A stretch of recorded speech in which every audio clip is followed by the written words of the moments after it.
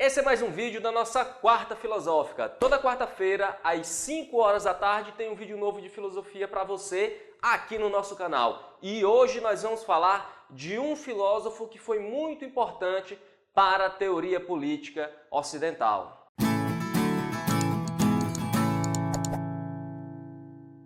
O Montesquieu foi um nobre francês que viveu no final do século XVII até a metade do século XVIII, o século das luzes, e que apesar de ter toda uma estrutura social desenhada para lhe proporcionar todos os privilégios possíveis e imagináveis, ele era um iluminista, ou seja, ele era um crítico do regime social no qual ele estava inserido e que lhe dava todos esses privilégios. O Montesquieu, ele sabia que esse regime, que a monarquia francesa estava com os dias contados. Ele já tinha visto a queda da monarquia inglesa. A monarquia inglesa, pelo menos no seu formato original, não conseguiu sobreviver às revoluções que aconteceram na Inglaterra. E ele sabia que todos aqueles ideais iluministas que começaram lá na Inglaterra com o Locke, que era um filósofo que ele admirava muito e que ele já tinha lido toda a sua obra, ele sabia que esses ideais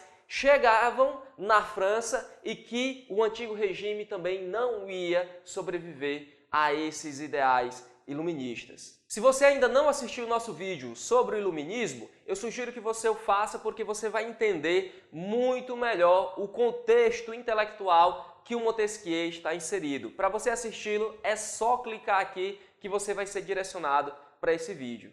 Bom, pessoal, ele sabia que o antigo regime ia cair e um novo regime ia surgir. E para dar sua contribuição intelectual ao novo regime que estava por vir, o Montesquieu ele vai analisar quais foram as causas, quais foram os motivos que levaram à decadência da monarquia. Por que é que a monarquia inglesa não resistiu às revoluções que tiveram lá na Inglaterra? E não só isso, ele vai analisar também quais são os elementos, quais são as características, quais são os fatores de estabilidade da monarquia que fizeram com que a monarquia perdurasse por séculos em vários países da Europa. Então, com isso, o Montesquieu ele está interessado em descobrir como é que um regime de governo se mantém no tempo, para ele avisar para o novo regime quais são os mecanismos que ele deve adquirir para que ele possa resistir ao tempo e também resistir às futuras revoluções que porventura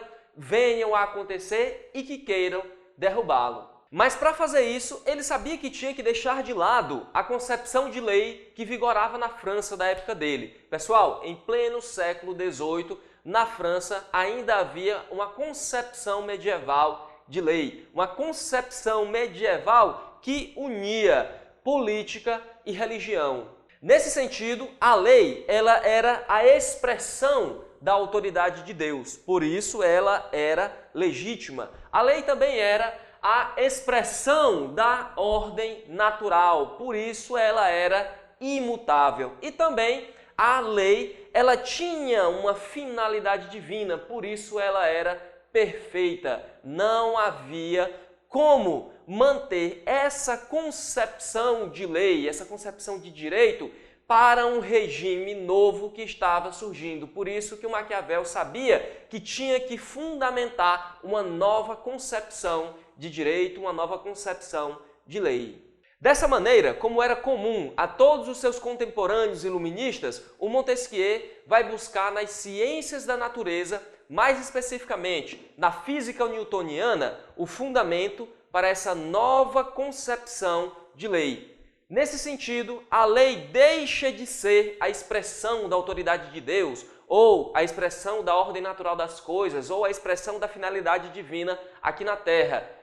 A partir de agora, de acordo com essa nova concepção que o Montesquieu tenta fundamentar, a lei é a expressão das relações necessárias que derivam da natureza das coisas. Aqui, pessoal, o Montesquieu ele está querendo separar religião de política e, com isso, dar um caráter científico para a política.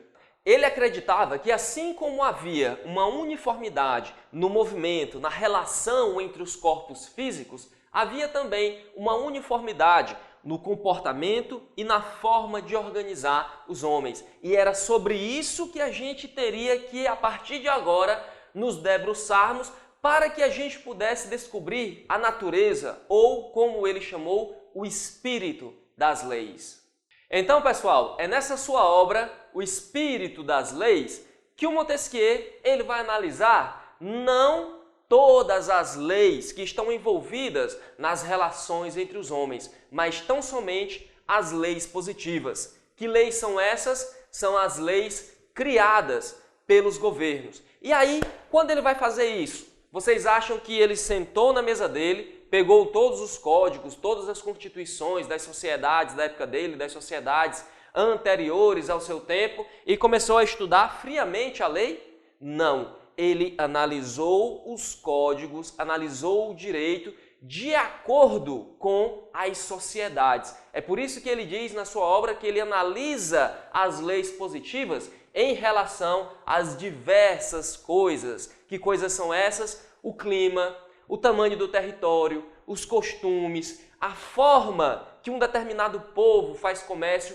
Tudo isso, pessoal, tudo isso influencia na confecção das leis. A natureza das leis está diretamente relacionada a todos esses fatores. E aqui o Montesquieu ele está falando algo fantástico, algo que serve muito ainda hoje e que é uma lição muito poderosa.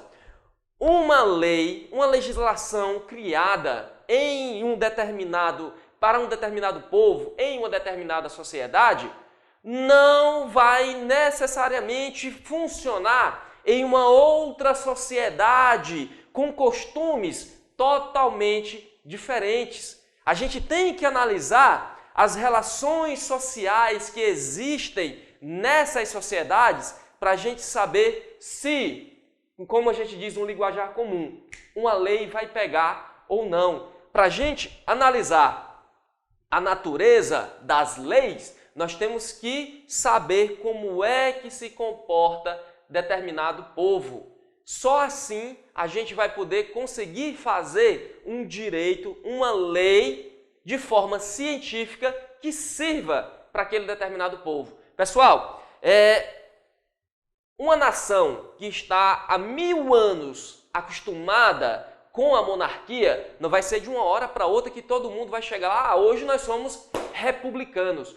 Um povo que está acostumado com a monarquia, olha aí os costumes, um povo que está acostumado com a monarquia, eles não vão acordar no outro dia e vão dizer, agora pronto, já a partir de agora tudo vai ser diferente, porque nós decidimos que vai ser assim. Não é tão fácil desse jeito. Aí você diz, Anderson, mas na França fizeram essa ruptura radical entre a monarquia e instauraram um novo regime. Mas o que foi que deu? Depois de pouco tempo, Napoleão não subiu ao poder como imperador da França, o povo ainda não estava acostumado, o povo ainda não tinha esse costume de ser republicano, eles não sabiam como era ser republicano. E aí a gente pode até fazer um parênteses aqui para a nossa realidade. A gente passou de uma época, de um regime militar, em que as pessoas não eram ouvidas, que não existia democracia, para um regime democrático. E aí, nossa democracia vem aos trancos e barrancos, tentando se aperfeiçoar, tentando sobreviver, e a gente fica todo o tempo escutando certas pessoas, tem que voltar para o regime militar, tem que voltar para o regime militar. Pessoal, não é de uma hora para outra, de uma hora para outra. O povo ele tem que começar a aprender a viver no novo regime.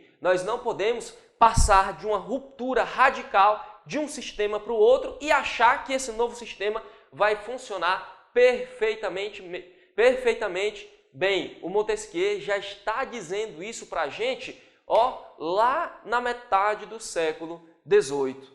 Mas independente de tudo isso, o Montesquieu nos diz que em todo governo nós temos os poderes executivo, legislativo e judiciário. E se nós quisermos construir um novo regime que seja estável no tempo, que resista a futuras revoluções que porventura queiram derrubá-lo, um novo regime que não venha posteriormente a se transformar em tirania, nós temos que ter a separação, a harmonia e a equivalência entre esses três poderes. Só assim nós vamos poder construir um novo regime fundamentado num Estado de Direito. O que quer dizer isso? Um Estado de Direito, o que vale é a lei e não a vontade de A, B, C ou de determinado grupo em detrimento de toda a população.